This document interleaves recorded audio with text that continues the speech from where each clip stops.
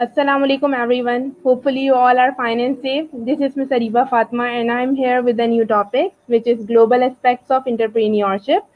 Beta, it is your 14th session and I would like to explain you about the global aspects that why entrepreneurs diverted toward the globally to start their businesses.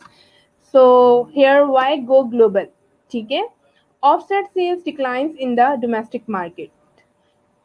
इसका मतलब ये है बेटा कि आपके जब आपको लगे कि आपका एंटरप्रेन्योर्स जो होते हैं उनको ये फील होता है कि उनका जो भी गुड्स और प्रोडक्ट है वो उनको उतनी प्रॉफिटेबिलिटी नहीं दे रहा जितनी कि उसको देनी चाहिए और उनकी मार्केट जो है वो जो डोमेस्टिक मार्केट है वो डिक्लाइन हो रही है फॉर दैट पर्टिकुलर प्रोडक्ट और सर्विसेज और उनको ये भी पता है कि ग्लोबली इसकी बहुत ज़्यादा वर्थ है and if they will export this particular product so they will earn more revenue so they will go toward the global aspects ठीक है इंक्रीज सेल्स एंड प्रॉफिट्स इससे क्या होता है कि जब आपका प्रोडक्ट जो होता है वो डोमेस्टिकली नहीं बल्कि इंटरनेशनली जो है इंट्रोड्यूस्ड हो जाता है लोगों की डिमांड होती है उस चीज़ की तो आपकी ऑटोमेटिकली सेल्स इंक्रीज होती है and you will earn automatically more revenue then before ठीक है एक्सटेंड प्रोडक्ट्स लाइफ साइकिल ठीक है आपके प्रोडक्ट की लाइफ साइकिल इंक्रीज हो जाती है ठीक है और आपके क्योंकि आपके प्रोडक्ट की जब डिमांड इंक्रीज होती है और तो वो जो है आपकी एक बूम पोजीशन पे पहुंच जाता है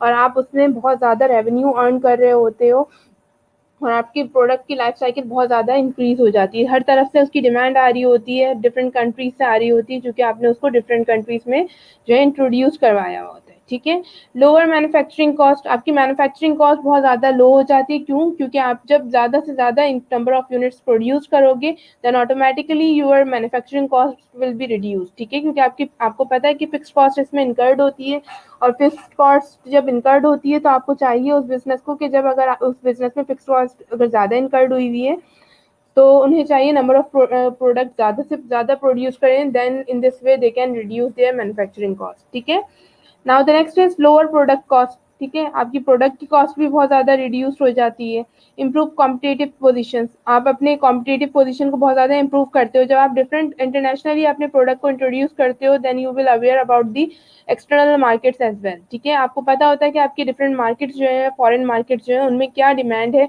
और किस टाइप के प्रोडक्ट्स रिक्वायर्ड हैं ठीक है and in this way you can improve your competitive level and you will make your product better comparatively another one ठीक है रेज क्वालिटी लेवल्स ठीक है अपने प्रोडक्ट और सर्विसेज को आप जो हो जब ग्लोबली इंट्रोड्यूस करवाने जाते हो तो उसकी क्वालिटी का बहुत ज़्यादा जो है वो ख्याल रखते हो उसको ज़्यादा से ज़्यादा जो है वो बेटर क्वालिटी में जो है इंट्रोड्यूस करवाते हो और उसकी क्वालिटी को मेंटेन करने के लिए बहुत एफर्ट्स होती है ठीक है next is become more customer oriented ठीक है जब आप इंटरनेशनली अपने ब्रांड को अपने प्रोडक्ट को जो है इंट्रोड्यूस करवाते हो then you have become a larger number of customers they are belong with you and your product और इससे क्या होता है कि आपके जो कस्टमर्स होते हैं वो ना सिर्फ कि आपकी डोमेस्टिकली बल्कि इंटरनेशनली आपके प्रोडक्ट की डिमांड करने लगते हैं और आप उनके साथ आपका जो रिलेशनशिप होता है वो बहुत ज़्यादा स्ट्रॉन्ग बनता चले जाता है ठीक है और जैसे आपको पता है कि अगर आपका प्रोडक्ट बहुत अच्छा होगा हर क्वालिटी से बहुत अच्छा होगा अनदर वन का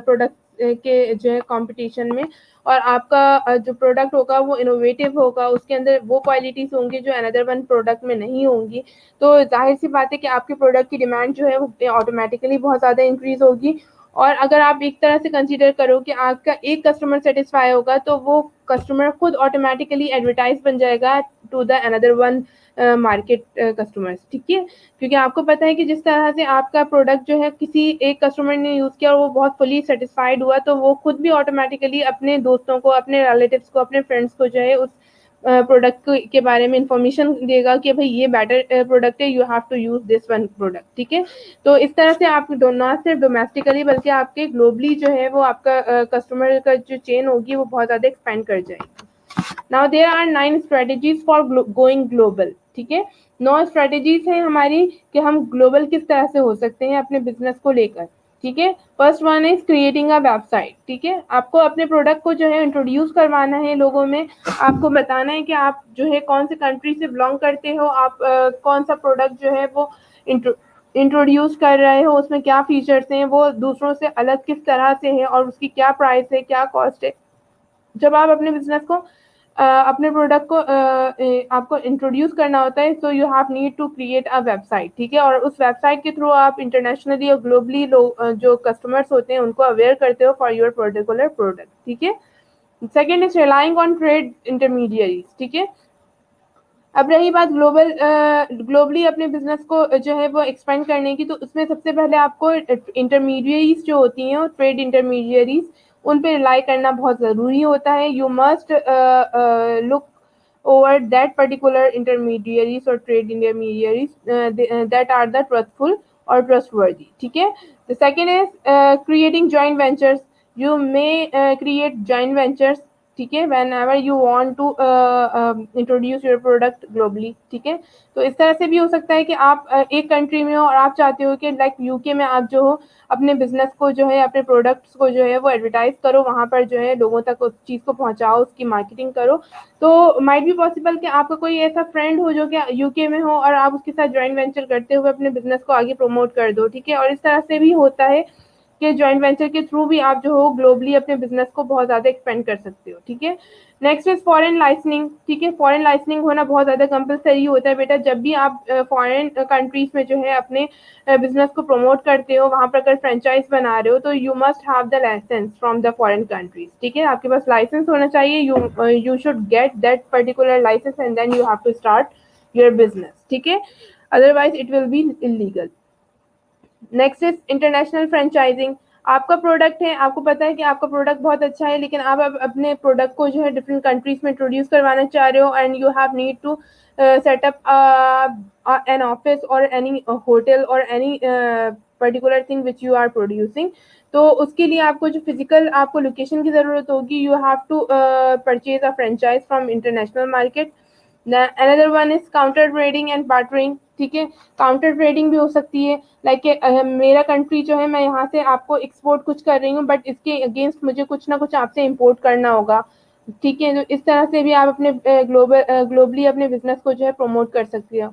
इसके अलावा एक्सपोर्टिंग कर सकते हो, इम्पोर्ट कर सकते हो और आउटसोर्सिंग कर सकते हो, ठीक है। अगर हो सकता है कि आपके अपने कंट्री में कुछ ऐसी टेक्नोलॉजी है या कोई ऐसा ट्रेन लेबर मौजूद नहीं है जो कि एक स्पेशल प्लांट को यूज कर सके और उसको कंट्रोल कर सके, so you must acquire that particular skillful labor or outsource it from the another one country as well, ठीक है। establishing international locations, ठीक है, establish करना पड़ता है international locations को, ठीक है। these all are the 9 strategies for going the global. Now the web's global reach, available 24 hours a day to anyone anywhere in the world, ठीक है।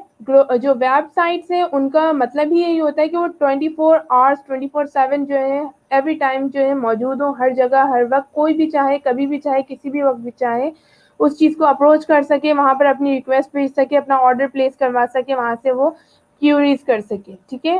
1.02 billion web users world wide, हमारे पास जो हमारे world में जो है 1.02 बिलियन वेब यूजर्स मौजूद हैं, और इनमें से 227 मिलियन जो है वो यूएस में है और 795 मिलियन अदर कंट्रीज में है। 49% of eBay users live outside the US, ठीक है। ईबे को भी यूज करें, इलेक्ट्रॉनिक बे को, वो 49% है।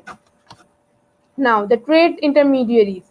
Who are the trade intermediaries? Domestic agencies that serves as distributors in foreign countries for companies of all sizes. ठीक है। जो ट्रेड इंटरमीडियरीज वो होते हैं बेटा कि आप अपने प्रोडक्ट को जो है, अब आप चाहते हो कि उसको उसकी डिस्ट्रीब्यूशन आप जो है डिफरेंट कंट्रीज में करो, तो you have need of a trade intermediaries, ठीक है। और वो कहाँ मिलेंगे आपको? आपके अपने कंट्री में जो है डिफरेंट एजेंसीज होती हैं जो कि आपके लिए ऐसी काम परफॉर्म कर रही होती हैं कि एज अ डिस्ट्रीब्यूटर वो आपको जो है, आपको उनको हायर करना पड़ता है और उसके बाद उनको उसकी फीस पेमेंट करनी पड़ती है। अदरवाइज वो इसके अगेंस्ट जो है आपका प्रोडक्ट जो होता है वो डिफरेंट कंट्रीज में जहाँ आप चाहो वहाँ पर उस चीज़ को जो है प्लेस कर देते हैं, वहाँ पर उसकी एडवर्टाइजमेंट करते हैं, ठीक है। इन इंटरमीडियरीज में सबसे पहले हैं export management companies and export trading companies, manufacturers, export agents, export merchants, resident buying offices and foreign distributors, ठीक है। ये तमाम लोग जो हैं वो एजेंसीज हैं जो कि डोमेस्टिक एजेंसीज के तौर पे, डिस्ट्रीब्यूटर के तौर पे काम कर रही होती हैं। और whenever you want to introduce और you want to sell your product to the another one और different countries, so you have to approach from that, ठीक है। Now there is the joint ventures. Joint ventures में बेटा एक तो domestic joint venture होते हैं और दूसरे फॉरेन जॉइंट वेंचर होते हैं, ठीक है। डोमेस्टिक जॉइंट वेंचर में 2 और more US companies form an alliances for the purpose of exporting their goods and services abroad, ठीक है। अब लाइक इन्होंने यूएस की बात की है, यूएस की 2 कंपनीज हैं या यूएस के 2 लोग हैं जो कि अपने अपने बिजनेसेस को कंपाइल करके ज्वाइन करके और जो है अपने गुड्स और सर्विसेज को डिफरेंट कंट्रीज में जो है सेल आउट करें, ठीक है। यानी यहाँ पर क्या हुआ, जॉइंट वेंचर से मिला दिया, 2 बिजनेसेस एक साथ मिलकर, एक कंट्री में 2 बिजनेसेस थे, वो एक साथ मिलकर एक बिजनेस को प्रमोट कर रहे हैं और अब्रॉड में उसकी एक्सपोर्टिंग कर रहे हैं, ठीक है। ये डोमेस्टिक जॉइंट वेंचर है। और another one is foreign joint venture. Foreign joint venture में क्या होता है बेटा, आज domestic firms and aliens with an company in the target nation. इसमें क्या होता है कि आपके एक जो कंपनी है वो आपके अपने कंट्री में है एंड जो दूसरी कंपनी है वो किसी दूसरे कंट्री में, ठीक है। और आप दोनों ने एक दूसरे के साथ जॉइंट वेंचर किया और अपना जो है एग्रीमेंट किया और उसके बाद आप दोनों मिलकर जो है वो डिफरेंट कंट्रीज में एक जैसे गुड्स एंड सर्विसेज प्रोड्यूस करके उसको आगे प्रमोट कर रहे हो।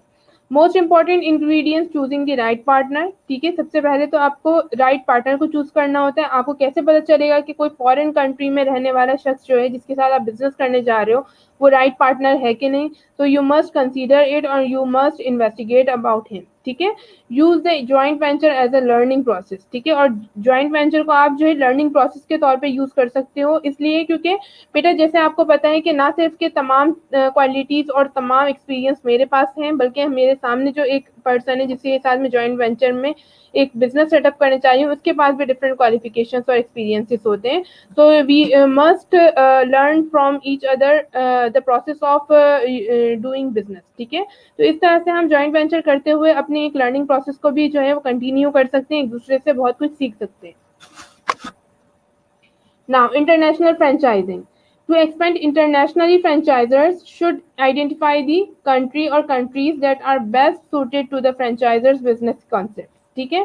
अगर आपको लगता है कि आपको अपने फ्रेंचाइज को इंटरनेशनली इंट्रोड्यूस करना चाहिए तो सबसे पहले आपको कंट्री या कंट्रीज का विजिट करना चाहिए और वहां देखना चाहिए, इसको आइडेंटिफाई करना चाहिए कि वो कंट्री, उस कंट्री में फ्रेंचाइज बिजनेस जो है वो कितना ज्यादा इन है। Generate leads for potential franchisee, ठीक है। और जो है लीड्स जनरेट करनी चाहिए पोटेंशियल फ्रेंचाइजीज के लिए। सिलेक्ट क्वालिटी कैंडिडेट, ठीक है। उन कैंडिडेट्स को सिलेक्ट करना चाहिए जिनके अंदर क्वालिटी हो, उन्हें पता हो कि वो फ्रेंचाइज को जो है बहुत ज़्यादा एक्सपेंड करेंगे और बहुत ज़्यादा उनकी गुडविल जो है वो सेफ रहेगी। स्ट्रक्चर दी फ्रेंचाइज डील, ठीक है। फ्रेंचाइज किस तरह से डील होती है, तो first one is direct franchising होती है, फिर एक है area development franchising and the next one is master franchising, ठीक है। These all three are the under the structure of franchising. Now, the exporting. Small companies accounts for 97% of all companies involved in exporting, but they generate just 29% of the dollar value of the nation's export, ठीक है। तो जो हमारी small companies है उसमें से 97% companies जो हैं वो एक्सपोर्टिंग भी कर रही हैं, बट वो उनकी एक्सपोर्टिंग का सिर्फ 29% जो है वो नेशन को मिल रहा है, ठीक है। 29%। Only 12% of all exporting small companies actively market their product and services regularly in foreign market, ठीक है। तमाम एक्सपोर्टिंग स्मॉल कंपनीज में से सिर्फ 12% एक्सपोर्टिंग स्मॉल कंपनीज जो हैं वो एक्टिवली मार्केट कर रही हैं अपने प्रोडक्ट और गुड्स और सर्विसेज को रेगुलरली इन फॉरेन मार्केट में, ठीक है। Now here are the steps to successful exporting. First is recognize that even the tiniest companies and least experienced entrepreneurs have the potential to export, ठीक है। सबसे पहले तो आपको ये देखना चाहिए, कंसीडर करना चाहिए कि छोटी सी छोटी कंपनी है, बहुत कम एक्सपीरियंस वाले एंटरप्रेन्योर के अंदर भी एक्सपोर्ट की पोटेंशियल मौजूद है। एनालाइज योर प्रोडक्ट और सर्विसेज, अपने प्रोडक्ट और सर्विसेज को देखो कि ये एक्सपोर्टिंग करने के काबिल है कि नहीं है, और अगर नहीं है तो you have to make it at like in the as per the requirement. Analyze your commitment to developing export market, ठीक है। अपने कमिटमेंट को देखो और उसको डेवलप करो according to export market. Research potential market and pick your targets, ठीक है। अपनी अगर आपको you are going to sell out or you are going to introduce your product or services to the international market, so you must research the potential market कि potential market में क्या किस चीज़ की डिमांड है, ठीक है, इनोवेशन कहाँ तक पहुँच चुकी है, are you going to introduce your business which is compatible with the another one और नॉट, ठीक है। तो ये तमाम चीज़ें बहुत कंसीडरेबल होती हैं, यू मस्ट कंसीडर इट, ठीक है। Develop our distribution strategy, distribution strategy को डेवलप करना चाहिए ताकि आपका प्रोडक्ट जो है each and every place easily available हो। Find your customer, US Department of Commerce, International Trade Administration, ठीक है, अपने कस्टमर्स को फाइंड आउट करो। Find financing for sales, export sales, ठीक है, अपनी फाइनेंसिंग को जो है वो एक्सपेंड करो। अपनी डेट और इक्विटी फाइनेंसिंग को जो है वो जो है क्रिएट करो ताकि आप ज़्यादा से ज़्यादा गुड्स और सर्विसेज प्रोड्यूस करके उसको एक्सपोर्ट कर सको। शिप योर गुड्स, अपने गुड्स को शिप करें एंड कलेक्ट योर मनी, और फिर उसके बाद अपना जो भी अमाउंट है after shipment you must collect it, ठीक है। How a letter of credit work, बेटा जब हम कलेक्ट करते हैं मनी एक्सपोर्ट और इम्पोर्ट में, आपको पता है जैसे कि मोड ऑफ पेमेंट जो होती है एक्चुअली वो लेटर ऑफ क्रेडिट के थ्रू होती है। तो there is the process of letter of credit work. Foreign buyers agrees to buy product, seller agrees to ship goods if buyers arrange a letter of credit, ठीक है। तो यहाँ पे क्या होता है, सबसे पहले कि इम्पोर्टर और एक्सपोर्टर हैं वो दोनों एग्री हो गए कि हाँ हम गुड्स खरीदेंगे और हम बेचेंगे और हम शिपमेंट कर देंगे, ठीक है। और उसके लिए अब क्या होता है, बायर को जो है वो एक लेटर ऑफ क्रेडिट बनवाना होता है। Now buyer request that his bank grant a letter of credit which assures exporter payment if she represents documents proving goods were actually shipped. Banks makes out letter of credit to sale and sellers and send it to the seller's bank called the confirming bank, ठीक है। फिर क्या होता है कि buyer जो होता है वो रिक्वेस्ट करता है अपने बैंक को, अपने बैंक को कि आप लेटर ऑफ क्रेडिट बनाओ मेरे बिहाफ पे और आप एक्सपोर्टर को अश्योरिटी दो कि मैं पेमेंट कर दूंगा, ठीक है। तो फिर जो इम्पोर्टर का जो बैंक होता है वो अपने बिहाफ पे, कस्टमर के बिहाफ पे जो है, जो इम्पोर्टर होता है उसके बिहाफ पे गारंटी लेता है कि एक्सपोर्टर को कि वो पेमेंट कर देगा और वो लेटर ऑफ क्रेडिट उसको इशू कर देता है, ठीक है। और वो किसको इशू करता है, वो letter of credit confirming bank को करता है। वो कंफर्मिंग जो बैंक होता है वो सेलर का बैंक होता है, ठीक है, जो एक्सपोर्टर होता है उसका। देन क्या होता है कि seller ships goods to buyers according to letter of credits and terms and submit shipping documents to banks issuing letter of credit, ठीक है। फिर क्या होता है, जो सेलर होता है, जो इम्पोर्टर होता है, वो गुड्स को शिप कर देता है और यहाँ पर क्या होता है, according to letter of credit terms जो है वो शिपिंग डॉक्यूमेंट्स जो होता है, जो एक्सपोर्टर होता है वो अपने बैंक में जमा करवाता है और वहाँ से गुड्स जो होता है वो गेट कर लेता है, ठीक है। Buyers bank makes payment to sellers, buyers का बैंक जो होता है वो पेमेंट कर देता है सेलर को, कंफर्मिंग बैंक को। Confirming bank then pay seller amount specified in letter of credit, और उसके बाद कंफर्मिंग बैंक जो होता है वो अपनी फीस चार्ज करता ज़रूर है, लेकिन उसके बाद वो क्या करता है, सेलर को उसकी अमाउंट जो होती है, जो स्पेसिफाइड अमाउंट होती है, जो अंडर लेटर ऑफ क्रेडिट लिखी भी होती है, they will pay it to the seller, ठीक है। Now steps to successful importing और outsourcing, make sure that importing और outsourcing is right for your business, ठीक है। आपको सबसे पहले जो है वो एक सक्सेसफुल इम्पोर्टिंग और आउटसोर्सिंग करने के लिए पहले ये चीज़ कंसीडर करनी चाहिए कि जो आप इम्पोर्ट करने जा रहे हो या आउटसोर्स करने चाह रहे हो वो आपकी बिजनेस के लिए एक्चुअली यूजफुल है भी कि नहीं। Establish a target cost for your product, ठीक है, एक बजटेड कॉस्ट बना लेनी चाहिए आपको कि हाँ मेरी बिजनेस में इतनी कॉस्ट जो है वो इनकर्ड होगी। अब इससे ज़्यादा होती है तो you that's mean you will face the loss, और इफ अगर इससे कम होती है so that's mean you will earn more profit, ठीक है।